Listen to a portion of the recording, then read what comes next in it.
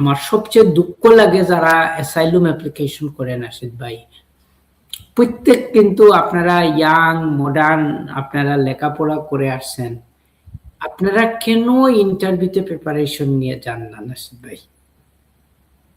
Home office simple কিছু প্রশ্ন আপনাদের করে, প্রশ্নগুলার উত্তর আপনারা দিতে পারেন না, আপনারা প্রিপারেশন নিয়ে যাবেন, আপনাদের উইটনেস স্টেটমেন্ট প্রিপেয়ার করে সাবমিট করবে। It's like look passing an immigration application on also the asylum application, পরীক্ষার মতো আপনারা কিন্তু প্রিপারেশন করতে হবে, সব অ্যাঙ্গেল থেকে সুন্দরভাবে প্রিপারেশন করলে এগুলা কেন হবে না? এবং এই কেস যেটা হচ্ছে কি, আপনার কেস লাগবে কি না প্রশ্ন করছেন, দুইটা প্রশ্ন আসছে, কোনো কেস লাগবে না, কোনো ডকুমেন্ট লাগবে না।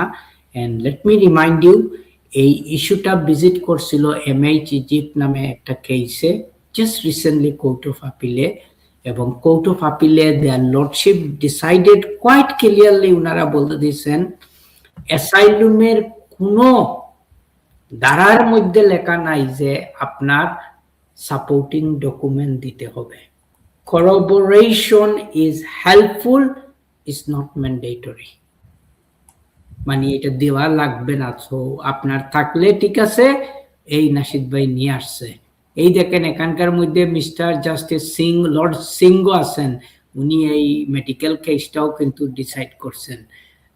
লর্ড লেডি জাস্টিস কিং আছেন, উনিও অনেক একজন ফেমাস জাজ। সো উনারা কিন্তু খুব সুন্দর এমএইচ ইজিপ্টে কিন্তু খুব সুন্দর একটা রায় দিচ্ছেন। আমরা যদি এগুলা পড়ি, ফলো করি, আমরা যদি ফ্ল্যাশ আউট করতে পারি, দেন why not?